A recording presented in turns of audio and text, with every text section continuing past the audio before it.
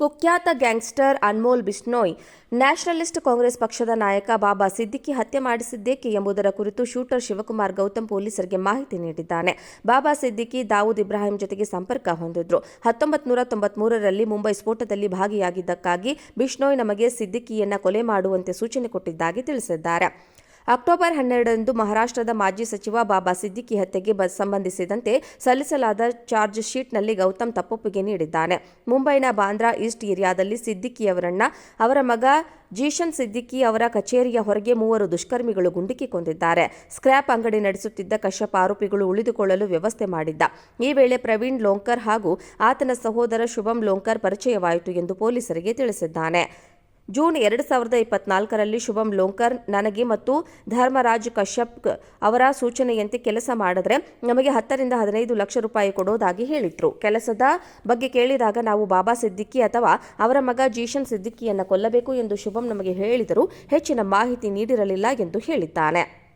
ತನ್ನ ತಂದೆ ಬಾಬಾ ಸಿದ್ದಿಕಿ ಅನೇಕ ಡೆವಲಪರ್ಗಳು ಮತ್ತು ನಾಯಕರೊಂದಿಗೆ ನಿಯಮಿತವಾಗಿ ಸಂಪರ್ಕ ಹೊಂದಿದ್ದರು ಎಂದು ಜಿಶೇನ್ ಸಿದ್ದಿಕಿ ಪೊಲೀಸರಿಗೆ ತಿಳಿಸಿದ್ದಾರೆ. ಆದುದರಿಂದಲೇ ತಂದೆಗೆ ತನ್ನ ವಿಷಯಗಳನ್ನು ಡೈರಿಯಲ್ಲಿ ಬರೆಯುವ ಅಭ್ಯಾಸವಿತ್ತು.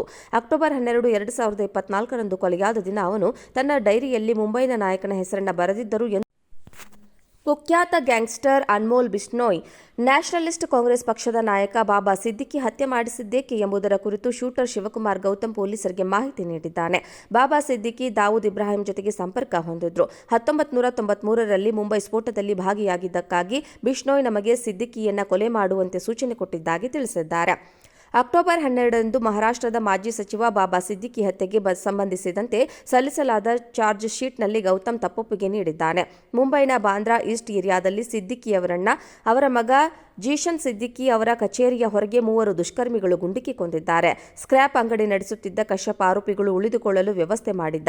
ಈ ವೇಳೆ ಪ್ರವೀಣ್ ಲೋಂಕರ್ ಹಾಗೂ ಆತನ ಸಹೋದರ ಶುಭಂ ಲೋಂಕರ್ ಪರಿಚಯವಾಯಿತು ಎಂದು ಪೊಲೀಸರಿಗೆ ತಿಳಿಸಿದ್ದಾನೆ.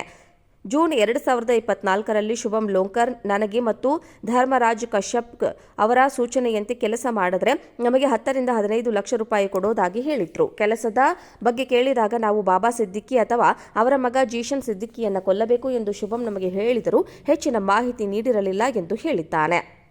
ತನ್ನ ತಂದೆ ಬಾಬಾ ಸಿದ್ದಿಕಿ ಅನೇಕ ಡೆವಲಪರ್ಗಳು ಮತ್ತು ನಾಯಕರೊಂದಿಗೆ ನಿಯಮಿತವಾಗಿ ಸಂಪರ್ಕ ಹೊಂದಿದ್ದರು ಎಂದು ಜಿಶೇನ್ ಸಿದ್ದಿಕಿ ಪೊಲೀಸರಿಗೆ ತಿಳಿಸಿದ್ದಾರೆ. ಆದುದರಿಂದಲೇ ತಂದೆಗೆ ತನ್ನ ವಿಷಯಗಳನ್ನು ಡೈರಿಯಲ್ಲಿ ಬರೆಯುವ ಅಭ್ಯಾಸವಿತ್ತು. ಅಕ್ಟೋಬರ್ 12, 2024ರಂದು ಕೊಲೆಯಾದ ದಿನ ಅವನು ತನ್ನ ಡೈರಿಯಲ್ಲಿ ಮುಂಬೈನ ನಾಯಕನ ಹೆಸರನ್ನು ಬರೆದಿದ್ದರು ಎಂದು ಜಿಶನ್ ಸಿದ್ದಿಕಿ ಹೇಳಿದ್ದಾರೆ. ಕುಖ್ಯಾತ ಗ್ಯಾಂಗ್ಸ್ಟರ್ ಅನ್ಮೋಲ್ ಬಿಷ್ಣೋಯ್ ನ್ಯಾಷನಲಿಸ್ಟ್ ಕಾಂಗ್ರೆಸ್ ಪಕ್ಷದ ನಾಯಕ ಬಾಬಾ ಸಿದ್ದಿಕಿ ಹತ್ಯೆ ಮಾಡಿಸಿದ್ದೇಕೆ ಎಂಬುದರ ಕುರಿತು ಶೂಟರ್ ಶಿವಕುಮಾರ್ ಗೌತಮ್ ಪೊಲೀಸರಿಗೆ ಮಾಹಿತಿ ನೀಡಿದ್ದಾನೆ.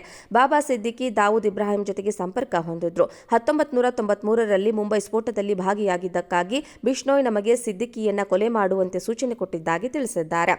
ಅಕ್ಟೋಬರ್ 12ರಂದು ಮಹಾರಾಷ್ಟ್ರದ ಮಾಜಿ ಸಚಿವ ಬಾಬಾ ಸಿದ್ದಿಕಿ ಹತ್ಯೆಗೆ ಸಂಬಂಧಿಸಿದಂತೆ ಸಲ್ಲಿಸಲಾದ ಚಾರ್ಜ್ ಶೀಟ್ನಲ್ಲಿ ಗೌತಮ್ ತಪ್ಪೊಪ್ಪಿಗೆ ನೀಡಿದ್ದಾನೆ.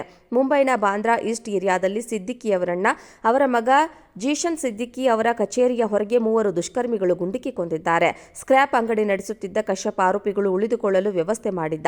ಈ ವೇಳೆ ಪ್ರವೀಣ್ ಲೋಂಕರ್ ಹಾಗೂ ಆತನ ಸಹೋದರ ಶುಭಂ ಲೋಂಕರ್ ಪರಿಚಯವಾಯಿತು ಎಂದು ಪೊಲೀಸರಿಗೆ ತಿಳಿಸಿದ್ದಾನೆ. ಜೂನ್ 2024ರಲ್ಲಿ ಶುಭಂ ಲೋಂಕರ್ ನನಗೆ ಮತ್ತು ಧರ್ಮರಾಜ್ ಕಶ್ಯಪ್ ಅವರ ಸೂಚನೆಯಂತೆ ಕೆಲಸ ಮಾಡಿದ್ರೆ ನಮಗೆ 10 ರಿಂದ 15 ಲಕ್ಷ ರೂಪಾಯಿ ಕೊಡೋದಾಗಿ ಹೇಳಿದ್ರು. ಕೆಲಸದ ಬಗ್ಗೆ ಕೇಳಿದಾಗ ನಾವು ಬಾಬಾ ಸಿದ್ದಿಕಿ ಅಥವಾ ಅವರ ಮಗ ಜೀಶನ್ ಸಿದ್ದಿಕಿಯನ್ನ ಕೊಲ್ಲಬೇಕು ಎಂದು ಶುಭಂ ನಮಗೆ ಹೇಳಿದರೂ ಹೆಚ್ಚಿನ ಮಾಹಿತಿ ನೀಡಿರಲಿಲ್ಲ ಎಂದು ಹೇಳಿದ್ದಾನೆ. ತನ್ನ ತಂದೆ ಬಾಬಾ ಸಿದ್ದಿಕಿ ಅನೇಕ ಡೆವಲಪರ್ಗಳು ಮತ್ತು ನಾಯಕರೊಂದಿಗೆ ನಿಯಮಿತವಾಗಿ ಸಂಪರ್ಕ ಹೊಂದಿದ್ದರು ಎಂದು ಜಿಶೇನ್ ಸಿದ್ದಿಕಿ ಪೊಲೀಸರಿಗೆ ತಿಳಿಸಿದ್ದಾರೆ. ಆದುದರಿಂದಲೇ ತಂದೆಗೆ ತನ್ನ ವಿಷಯಗಳನ್ನು ಡೈರಿಯಲ್ಲಿ ಬರೆಯುವ ಅಭ್ಯಾಸವಿತ್ತು. ಅಕ್ಟೋಬರ್ 12, 2024ರಂದು ಕೊಲೆಯಾದ ದಿನ ಅವನು ತನ್ನ ಡೈರಿಯಲ್ಲಿ ಮುಂಬೈನ ನಾಯಕನ ಹೆಸರನ್ನು ಬರೆದಿದ್ದರು ಎಂದು